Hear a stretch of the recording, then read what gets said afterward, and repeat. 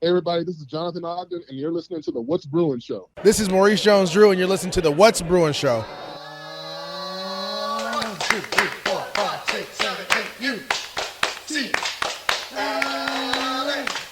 UCLA, fight, fight, fight. You're listening to the What's Bruin Show, part of the What's Bruin Show Network, with your hosts, Jake Merrifield, Bill Shirley, Jamaal Artis, and Mike Regalado, bringing you anything and everything UCLA sports.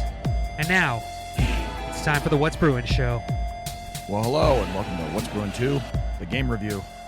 I'm your host, Jake Merrifield, and I'm joining you the morning after UCLA defeats Coastal Carolina in their football season opener, 27-13 out at the Rose Bowl. It was a lovely evening out at the Rose Bowl, a little bit wet, but luckily the rain never actually came, off and on all day.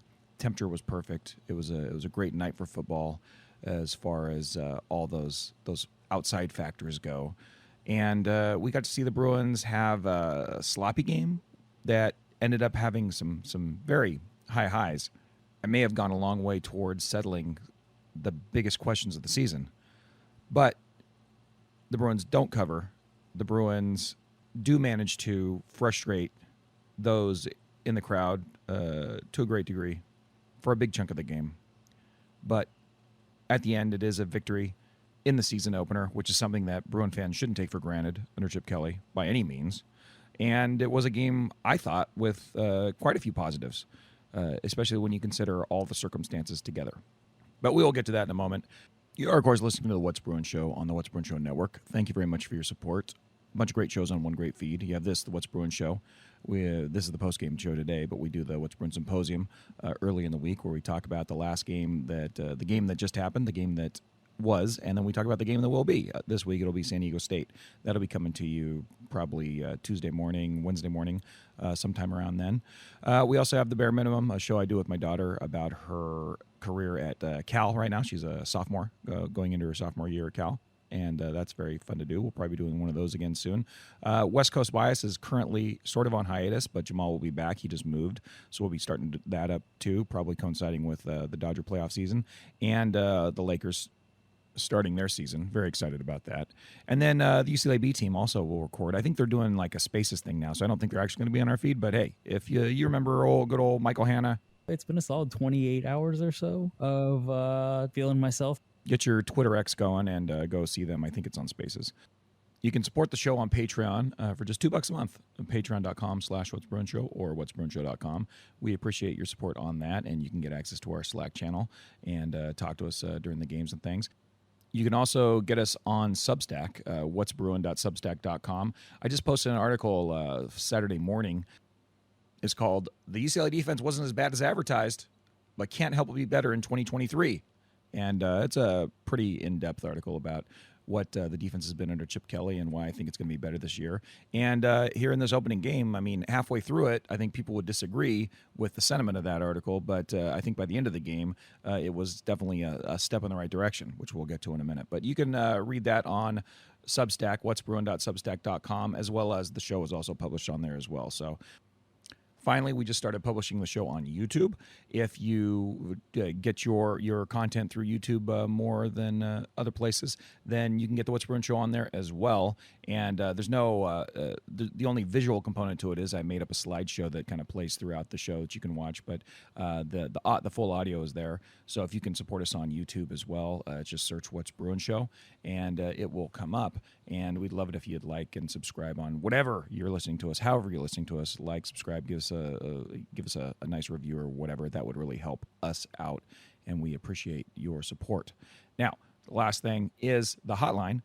We had some hotline calls today, and I'd like to have a lot of hotline calls after every game. If we have a late game like we had, I don't know if we'll have any more 7:30 kickoffs. I'm sure we will. But for the 7:30 kickoffs, I'm probably going to be doing the post-game show the morning after like I am right now. If it's more of a midday game, I'll do the post-game, that evening, the same day as the game, the same night as the game. But regardless, I'd love to have your calls, as many calls as we can get. And the phone number for that is 805-399-4WBS, Suck It, Rana, Troy. And call and leave a voicemail. You have a 3-minute limit, FYI. If you go past 3 minutes, it's going to get cut off, so just be aware of that. And by the way, you don't have to take the whole 3 minutes. Taking 30 seconds is Perfectly fine. We love that. But call the hotline. Give us your thoughts on the game, and it'll get played on the postgame show. Anything that doesn't get in time, we'll get to it for the main show on Tuesday or Wednesday. So that's enough preamble. Let's get to this first Bruin victory over Coastal Carolina. UCLA, UCLA, fight, fight, fight. So for an evening game at the Rose Bowl, I thought the atmosphere was pretty darn good, especially, adjusted for the enthusiasm level over the last number of years. The crowd ended up being 43,705 when I was eyeballing it inside the arena, inside the Rose Bowl after that, after the game was underway. It looked like about 45 to me, so I was right on that guess. That actually is a huge improvement over this time last year. You remember last year it was the heat wave in Bowling Green at noon or whatever the time it was, and they managed to draw a measly 27,000 for that game, which was pretty rough. So I guess this is progress. 43,705. They didn't get to 43,000 last year until the Stanford game, which was game 8 after the Oregon loss. So if you're kind of grading on a curve, I guess, it's not good by any means getting that many to the Rose Bowl, but it certainly is a lot better than it has been. So first off there, but even however many people were there or weren't there, I'm just telling you that walking into the Rose Bowl, I don't really tailgate. We show up right before the game and we walk in. And as we walked in, there's quite a bit of activity there. It was kind of fun. They had the Laker girls there. They had the Kings girls there. I don't know what the Kings girls are called. They had the Mighty Duck from the Mighty Duck. So there was some sort of like cross LA sports promotion going on. The Laker girls actually performed, I think, in between the first and second quarter or sometime in the second quarter. So that was kind of fun. There were some production elements that it seems like UCLA was trying to kind of spice it up a little bit for the fans.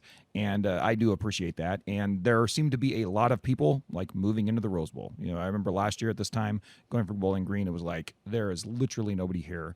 And this is depressing. And oh my gosh, the team's going to take the field and there's not going to be any noise at all. Well, at least at the beginning of the game, there was a little bit of noise because there was actually people in the bowl. And and there was a little bit of excitement. They did all their pre-production stuff with all the lights and all that stuff, and that's all something that UCLA has done that has certainly improved the in-game experience for fans. So those things were all positives. And when the Bruins take the field, you got a nice little round of applause. And the beginning of the game, it was as loud as it's going to be with 43,000 people there, which obviously, like I said, ain't really saying much, but it was still better than it has been. As far as the What's Bruin show atmosphere, it was great because I got there and got to see Leo and Manny, and Nancy was there. She said hi. I got to see Tony, who sits right behind me, and that was very good to catch up with him as well. I also got to meet Chris Osgood for the very first time. That was a pleasure. Bro. He, of course, writes for Bro, and he writes some of the best UCLA chip offense content that you will ever find anywhere. So if you're not a fan of Osgood, make yourself a fan of him. But it was nice to meet him. And then, of course, I saw Mike, and me and Mike were chatting throughout the game. So that is always fun. So it was good to see the What's Bruin peeps out there. I was a little worried about where Leo was going to be sitting because, he sat very close to me last year, and he said that he was moving closer. Well, guess what? He's right across the aisle. So it was actually kind of fun. So every time the Bruins made a good play, we were able to reach across the aisle and give a nice little fist pound or something. That was very fun. So I'm glad Leo is where he is. And of course, he led the 8 clap like 50 times. So he was in great form today or tonight. So the atmosphere was, I think, better than it has been, although still lacking from obviously peak UCLA atmosphere. I don't know what'll have to happen to bring that back, but it's not back quite yet. But it's better than it has been. Then the game actually starts, and it couldn't have started better, could it? Garbers comes out, Carson Steele's out there. I'm all pumped. This is playing in my head. And the Bruins take the first 2 minutes and drive right down the field. It's like Steele. Then Carson Ryan for a touchdown from Ethan Garbers, and bam, it's 7-0. There's 13 minutes left in the first quarter, and it really couldn't have gone better. Just an absolutely lightning quick first strike drive. Then Coastal gets the ball. I'm a little worried because the Bruins kick it out of bounds. We'll talk about special teams a little bit later, but that was a concern going into the game, and it certainly didn't get an auspicious start. So they kick it out of bounds. Then they line up offsides. But then the Bruin defense rallies. They get a couple negative plays. They convert. Coastal converts a 3rd and 5, but then Muasal gets a nice stuff. They pressure him on a 3rd down. So these are all things as Coastal's kind of making the way down the field. And then, however, the Bruins get off the field with a missed field goal. It's now 7-0. The Bruins get the ball back. And then Garbers drives right down the field again. There's a couple penalties, a little herky-jerky. Kyle Ford, another Bruin that I was looking forward to seeing this year, gets his only action of the game as far as production-wise, catches a couple passes. But the Bruins make their way inside the 10-yard line again, lickety-split, and with about 2.5 minutes left to go in the first quarter, they're about to go up 14-0, and this is the perfect start for the perfect Bruin season, and we are all happy and giggling and farting rainbows and everything. And then Garbers throws that little pick, and that kind of changes the game from there, at least for the rest of the half. I mean, it really was a huge inflection point in the game because, the Bruins go up 14-0. As we see later in the game, the defense really started playing well when the offense was playing well, but it just completely changed the tone. From that point forward, that was towards the end of the first quarter, Coastal gets the ball, and they end up in the second quarter having the ball for like 10 out of the 15 minutes of the quarter. The Bruins only get 2 short drives, 3 minutes long, one successful, one's not. Of course, one of those is the Moore drive, which we'll get to in a minute. But Coastal just kind of took the air out of the ball for the rest of the half, and I think that was in large part due to the fact that instead of being down 14-0, they're down 7-0. Only still they're able to get a field goal out of that, and then just the math of the game changes through the whole middle part of the game. So if Garbers is able to convert that touchdown, I think it's a different ball game, and I think the script goes quite differently. But he doesn't, and then Coastal Carolina is able to just kind of glut its way to 6 points. They go into halftime. We'll talk about Moore's when Moore comes in a minute, but they go into halftime down 14-6, and it's a much different game, probably much more to Carolina's liking than to the Bruins. And as they glut their way to those 6 points, they're able to, the defense can't really get off the field. They go 6 for 10 on 3rd down conversions in the first half, which was very frustrating. You got Mike spinning out of control as I saw him at halftime. They have a 75-yard drive, a 50-yard drive, and then their first one where they missed the field goal was 50 as well. But 2 long drives with 1 3-and-out. And after that, opening 2-minute touchdown drive to open the game in splendid fashion, it just is just a herky-jerky, boring, kind of half. And I don't know what it was like on TV, but sitting in the stands, it definitely was like that. And Kelly, at halftime and after the game, was kind of lamenting the rhythm of the game and how the new rules have taken plays away and how the Bruins only ran, 60 plays this game. And, he was joking about how they're going to send, he talked to marketing. He talked to marketing, and they're going to send people into the stands to talk during the breaks, which was pretty ridiculous. But he's just, making his point that, they're going to have to adjust somehow to make the pace and flow of the game better.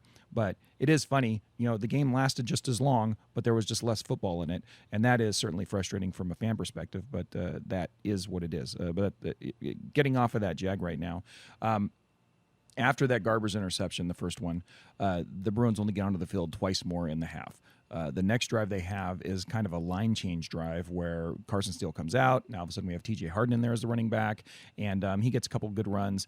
Garbers is roughed, I think. Yeah, they get a roughing call, and it gets him to midfield. And you think, okay, well, at least the Bruins are in business here. They're able to score.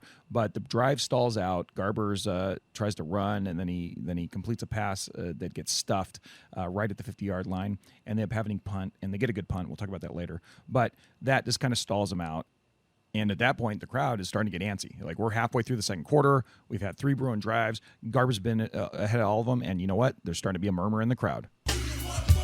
Yeah, everybody's like, what the heck's going on? We were promised this kid. We want to see this kid. And wouldn't you know it, the Bruins come out and get a 3-and-out. And number 3 trots out there. And there's a noticeable buzz in the crowd as he goes out there. And the opening drive for this kid couldn't have gone better, right?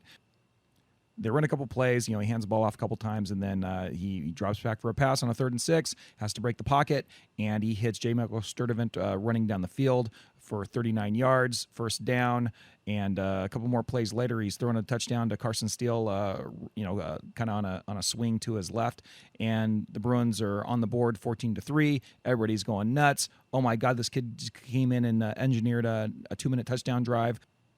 And just the energy that got pumped into the stadium at that point would it just blew up, as much as the Roosevelt can blow up with that many people in there. But you could just feel it, right? The opening drive with Garbers, you could feel it too. I want to give Garbers that. They had it going, but then they lost it, and the injection of more into this game really kind of just, it just kind of exploded. And we were really going into halftime.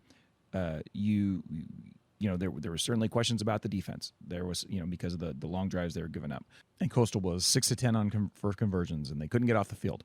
But that, ending with more, left people wanting more. And then the second half begins, and Coastal comes out and has a 9-play, 75-yard drive, scores a touchdown, and now all of a sudden it's 14-13, and we're like, what the hell is going on? Oh my gosh, the defense is a wreck. I had calmed Mike down over halftime, and then all of a sudden I'm like, Mike, I was wrong. These guys are terrible. Oh my gosh, this is absolutely horrible. And they score a touchdown. Now the Bruins is in a 1-point game, and then Garbers comes out again, and I can't really disagree with Kelly putting Garbers in again. I'm not saying it was the wrong decision.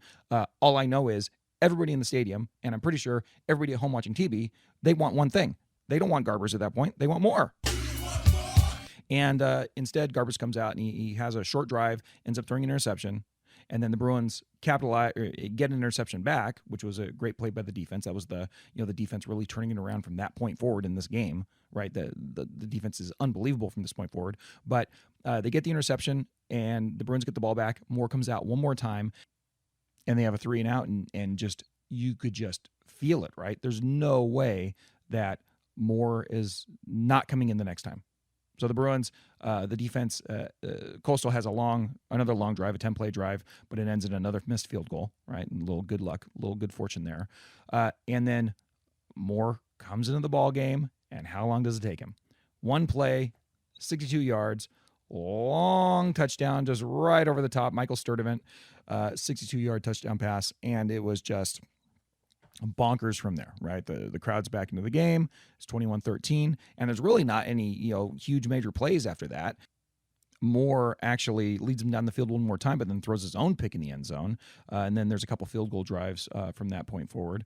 But really, the UCLA defense comes alive to end the game. The Bruins get enough points on the board to really just take take any pressure out of the game. And the story of the game is absolutely, Dante Moore in his debut. And the first 5 passes of that debut were, it was quite a hot start. He ends up going 4 for 5 for 115 yards, 2 touchdowns in his first 5 passes as a Bruin. I mean, this is in the same territory as Brett Hundley taking his first play as a Bruin, 72 yards for a touchdown back against Rice in 2012. That's the type of debut this was, and I'm sorry, it's just undeniable. That's the story of this game. It's Dante Moore's debut, and it certainly left us wanting more.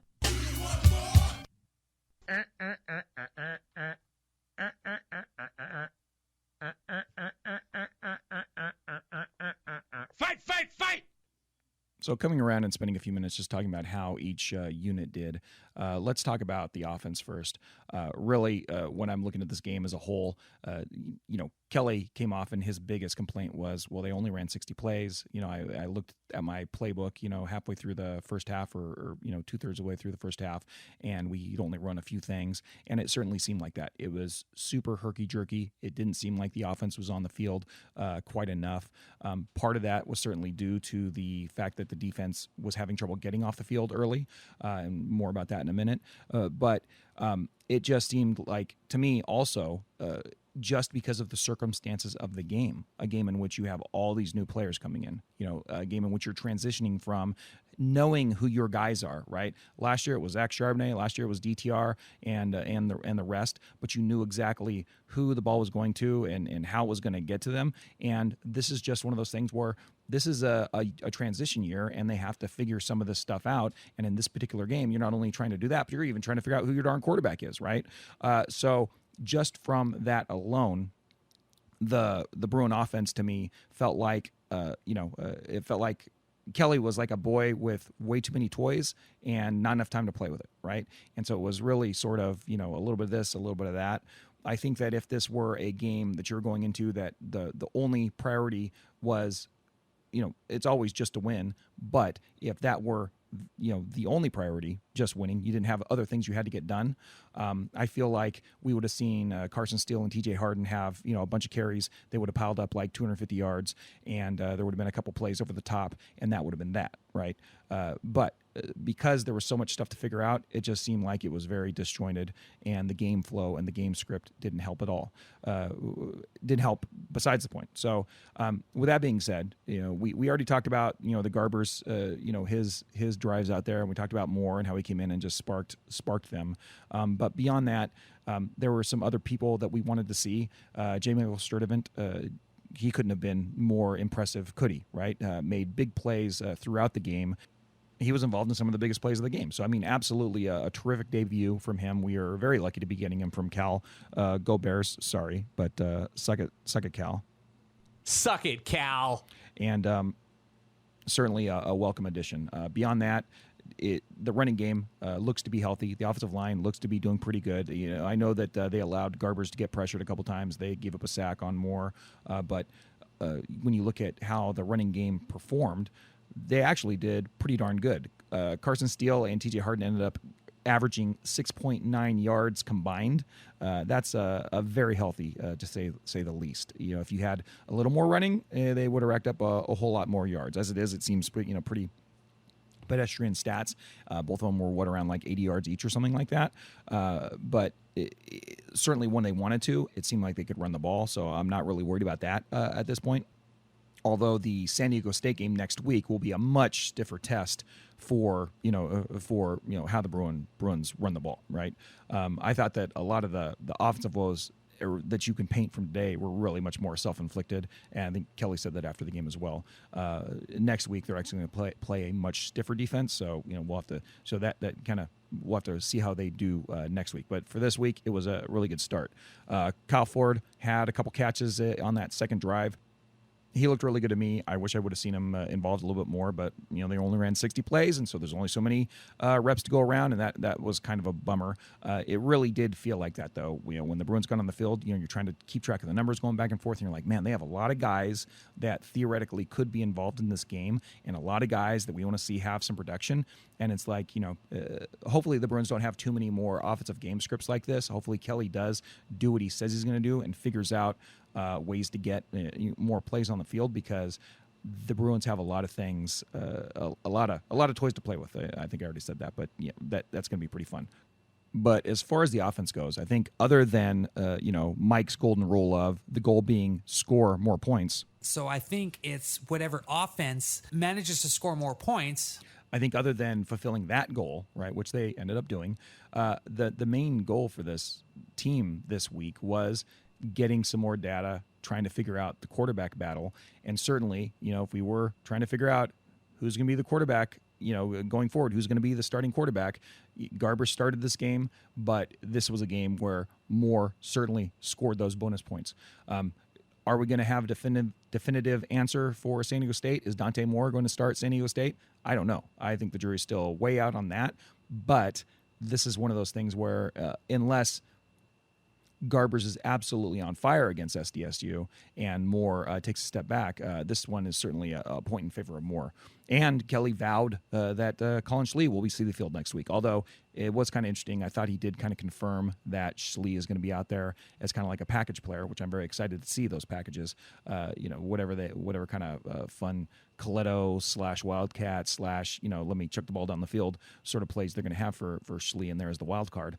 But for this game, I mean, this round definitively goes to Dante Moore, and there's not really anything else you can say about that. And it was kind of rough in the post game. Garbers is the one who comes out first. He came out with Sturdivant, and he's like, I'm dissatisfied with my performance. It is what it is. He said it is what it is like 3-4 times, and then he, I think like before he walked out, he's like, yeah, whatever happens, happens.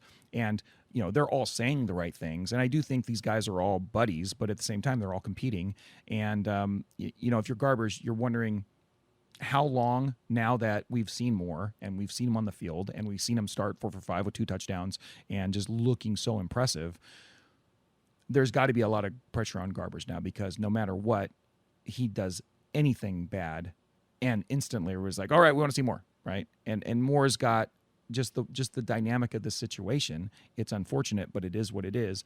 Moore's got so much more latitude as far as the public perception goes. Who knows what Kelly's thinking? Who knows what his criteria is, right? But just for what we're all going to be talking about, Garbers has to be perfect, and Moore has to just go out there and kind of play free and not grip up and not try to limit the freshman mistakes, right? That's one thing. We talked about that 4 for 5 start. He throws, he hands the ball off a couple times. He throws a touchdown pass. Then his next pass, he almost sends one to the house, the other direction, right? He does a little lazy pass that almost gets taken by a linebacker. So, I mean, there are still going to be the Frosch mistakes from Moore, but that's what makes this such a tough situation for Garbers, because every time Garbers makes a mistake, they're going to be saying, get Moore in there. And every time Moore makes a mistake, they're going to say, oh, the freshman, oh, isn't that cute? Isn't that special? Oh, he's so cute, because that's just how these things work. So it is going to be very curious to see how that ends up playing out. Turning the attention to the defense, it was a frustrating start to the game. They started out great, though. Like the first drive, they forced the missed field goal or whatever, but there were too many long drives. Once again, a big problem for Kelly's teams have been getting off the field on 3rd and 4th down, and that problem was rearing its head again. The Pinckney, the guy that was catching all the balls for Coastal, he was just abusing the Bruins and ended up having a real big day. And for the first half of the game, Grayson McCall was pretty slippery, and he was doing enough to keep Coastal in the game. And they were only 1 point down after the first drive of the second half. So there was a lot of like I said, Mike was close to melting down at halftime, and he came in and we talked about it, and we're like, well, it certainly could be worse, right? And I think if you were getting frustrated with the defense in the first half or early in the second half, that's really what you need to say to yourself. It really could have been worse. And if you're trying to talk against the defense, you're like, well, it probably should have been worse. Maybe they should have hit those field goals, and maybe the Bruins should have been down at that point of the game, and it could have got spun out from there. But when you look at the way that the defense finished, number one, when you look at the stats of the game as a whole, number two, and when you look at like in the context of what this Carolina team has been able to put up in the past, and I know that this is a team that that lost the coast in the offseason. They lost a lot of players. They were trying out a new offense and all that, but they still had one of the best quarterbacks in the group of 5 and just a really good college quarterback. They were playing against them in McCall, and they held him to a lot of career lows. He's never thrown 2 picks in a game. Well, now he has.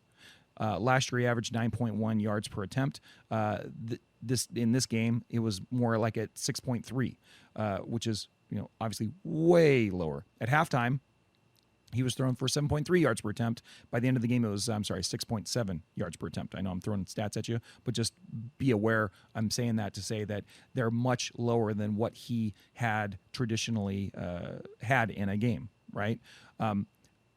Some of that is certainly the transitioning of their offense, but some of that is the Bruin defense. And I'd say towards the end of the game, you'd have to say a lot of that was the Bruin defense, and they were really getting after him. And they ended up with 4 sacks, which is, the Bruins only had 4 sacks or more twice in all of last year. So it was a pretty good start, right? They held Coastal Carolina to 4.5 yards per play. That's a terrific number. They held Coastal Carolina to like 1.5 yards per carry, which is absolutely terrific.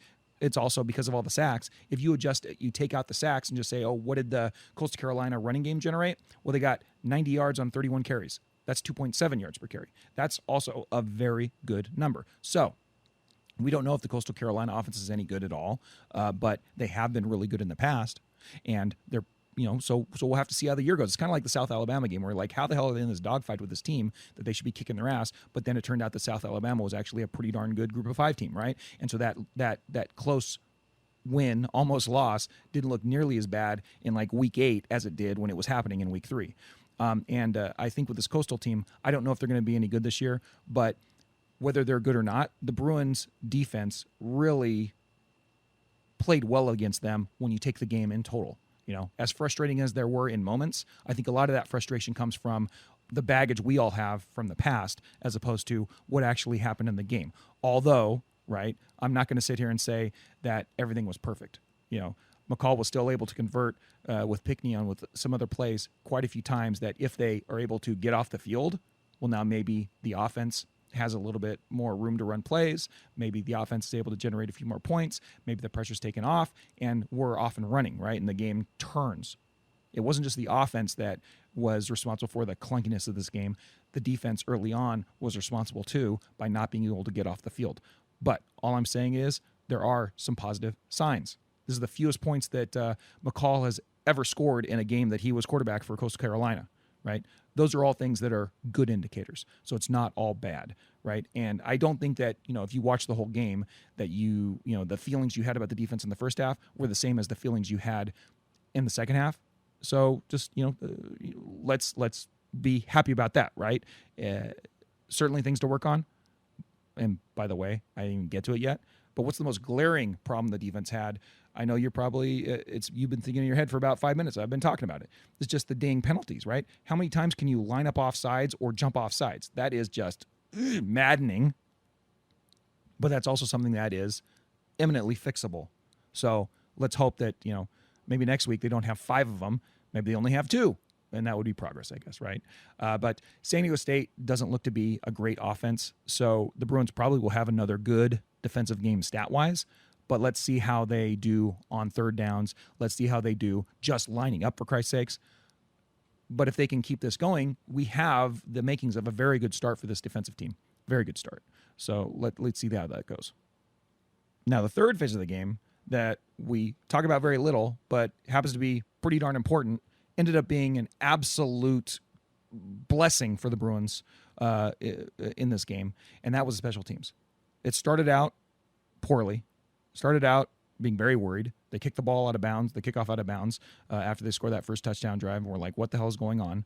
And I think that the first kick that Colson Yankoff fielded, he ends up fumbling it, although he recovered it, right? So at that point, we're just like, eyebrows are a little raised from there. But from that point forward, my God, the special teams was an absolute gift. After kicking that first one out of bounds, Glessner ends up with 4 straight touchbacks. That was terrific. After Moore comes out and has those first 2 touchdown drives, the only other points he scores of the game are leading 2 field goal drives, and Lopez is able to finish those off. First one from 31 yards, ends up being perfect, wonderful. And then the last one he hits is from 47 yards, shows some range.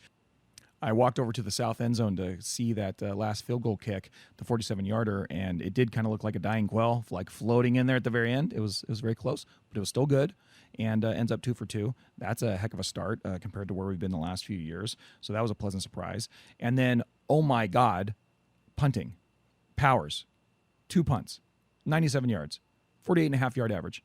But the big news, 1 inside the 10 and 1 inside the 1. I mean, is some of that luck? Yes. But it's not all luck. And if they can even come close to duplicating that performance, right, on special teams, that is just fantastic. And then we didn't get into any, they didn't have any real big returns or anything like that. But you would hope that they can manufacture a little bit of that going through the year. But as far as the punting and the kicking, good Lord, gosh, if it can just be, 80% of that, I think will be, well, I don't know. Let's hope for a little bit higher than that. But just a very good start for the special teams, and that certainly helped them in this game. When they were struggling, when they needed to pin Coastal back, they did it. When they needed some points to get a little bit of cushion, they did it, right? And the special teams absolutely needs to be lauded for that. So that was fantastic. Didn't you say in your resume that you did 4 years at UCLA? Yes. Technically, if you consider Bel Air an extension of the campus, which everybody does. Okay, so during these games, we like to celebrate who the ballers are. Just a baller, man. Just a baller, man. He's just a baller, man.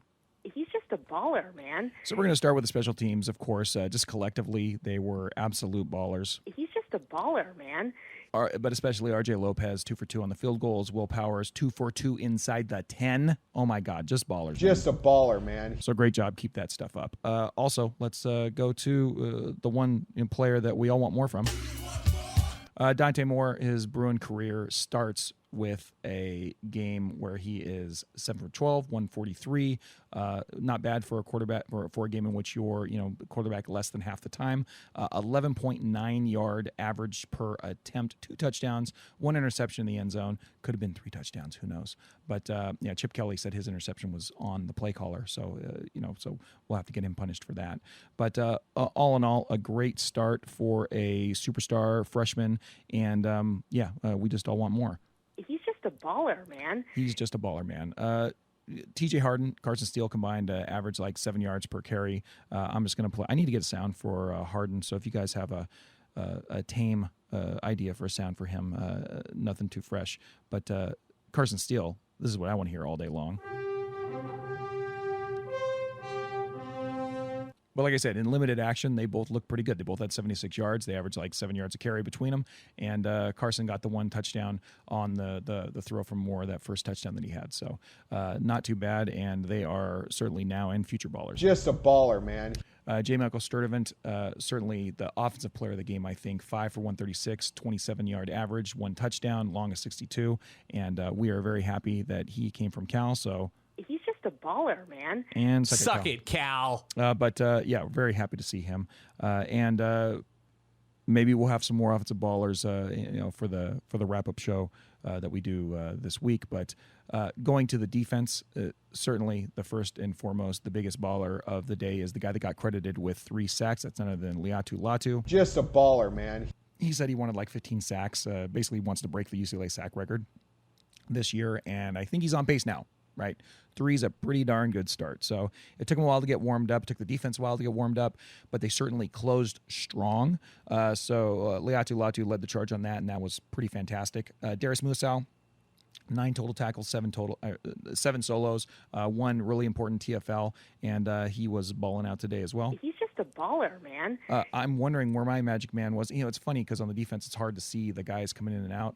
But Oladejo, it didn't seem like he played, and I haven't seen any of the reports. I don't know if he was held out of the game or whatever, but I guess we'll get that sorted out. I'll ask Mike about that later. But the other defenders that I saw make some pretty good plays. On the inside, Jay Toya had a couple of real nice plays. Just a baller, man.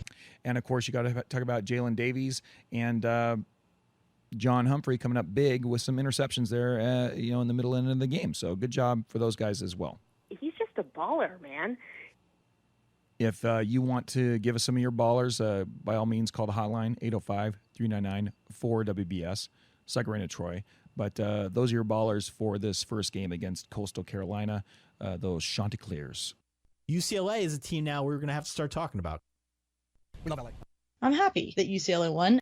I like UCLA to win the game. I'm happy that UCLA won. All right, well, speaking of the hotline calls, let's get to the hotline. Of course, your calls at 805-399-4WBS, Second Brandon Troy. I know I just said it, but keep calling, please. Here is the first call. I think it's Mike from Santa Clarita. All right, What's Bruin Show. This is Mike from Santa Clarita. That was an okay night last night at the Rose Bowl. UCLA looked okay. In a game that probably shouldn't have been as close as it was, but the Sun Belt has given us problems in the past. Offense has some work to figure out. Dante looks good. Wide receivers look great. I think it needs to be hardened over Steele. And if anything happens to our line, we're in trouble.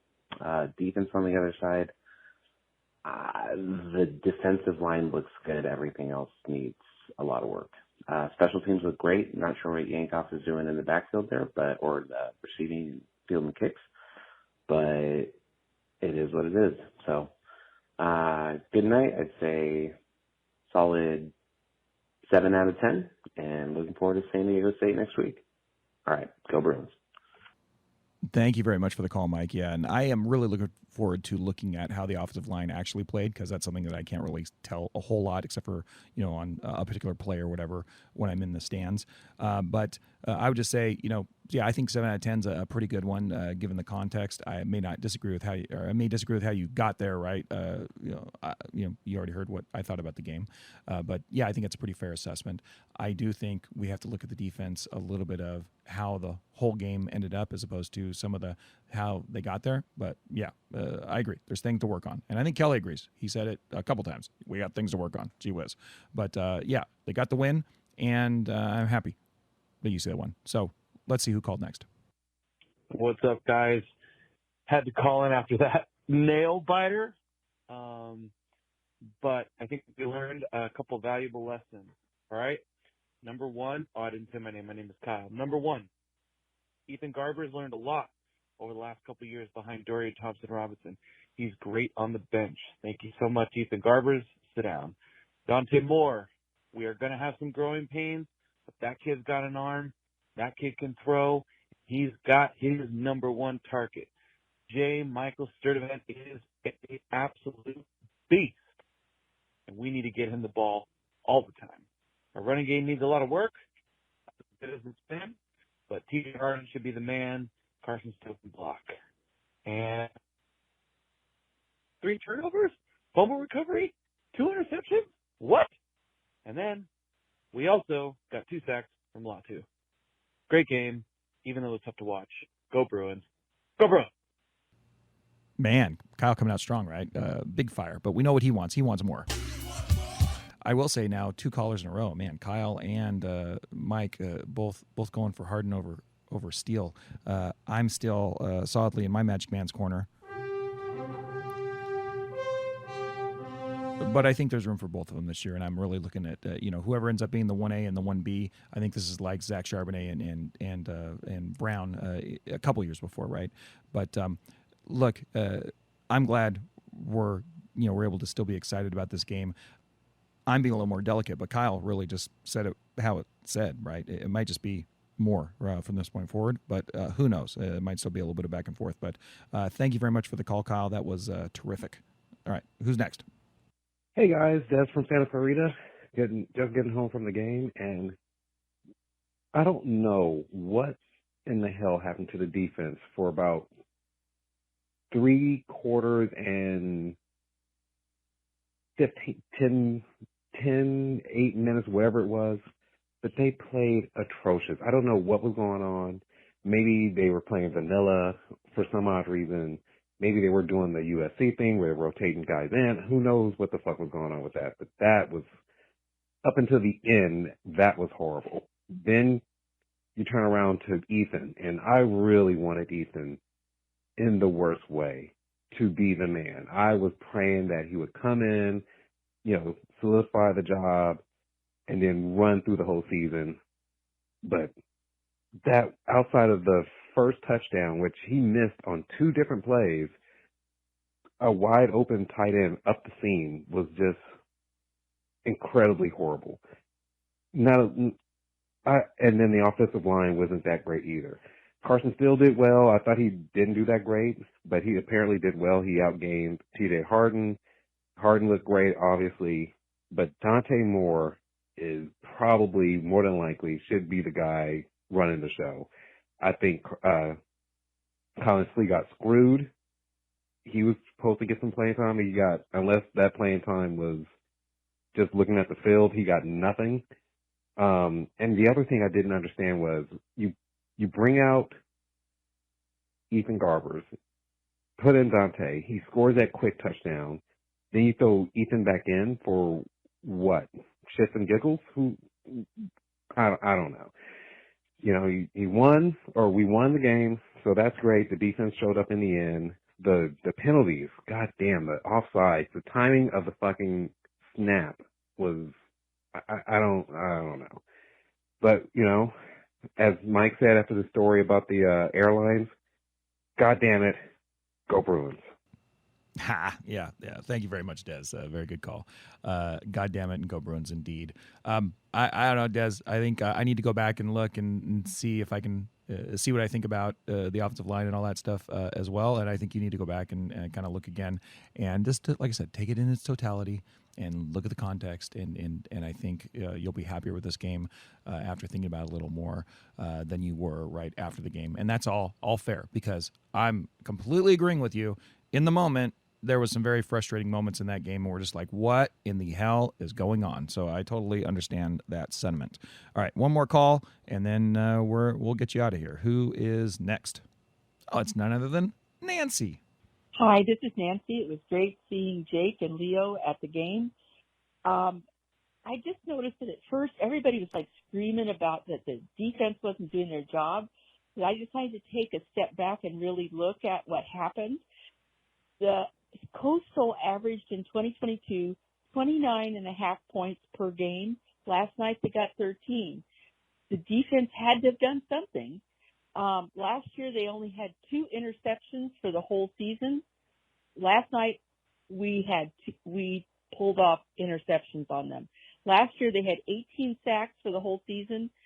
Last night, 4 sacks. So I think the defense might have been doing some bending, but they didn't break. And I would like to see them shore up those offside calls for sure.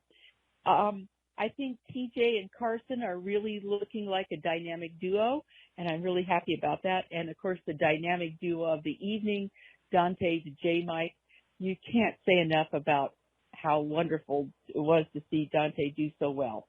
Any rate, it was fun seeing you, Jake, and I know that you like to step in and bring up even more points about how the different offensive and defensive lines played. Have a good discussion. I'll be listening. Bye-bye. Yes. Some wonderful, much-needed day-after perspective from Nancy, something she can always bring. So, yeah, Nancy, it was great seeing you there as well, and thank you very much for the call. I pretty much agree with all of that, and I just spent an hour saying it. So, I think there's definitely some positive things to point to, even if in the moment we were kind of grousing and being a little pissy there for a minute. But the Bruins end up beating the Chanticleers, Coastal Carolina. First time they ever play them. Another Sunbelt team, down. We'll see how many we play in the future, especially in the Big Ten. But they beat the Chanticleers 27-13. It was a great night at the Rose Bowl, Game 1 start. And we will come back to you in a few days with some more talk about this game, and then looking ahead to the San Diego State game against those Aztecs down there. Hope to see you there. If you're listening, please subscribe, like, tell a friend, all that stuff. Help us get the word out there for this Bruin football season, which we are all very excited to talk about and cover for you. So thank you, and until next time, go Bruins. Good evening. Smoke 'em if you got 'em. Try us tomorrow. Same bat time, same bat channel. It's gotta be in or out, Mom. In or out. Well, I need the door closed. Thank you for your cooperation. Dude, Rob, we play some ball on the West Coast. The final word is boob.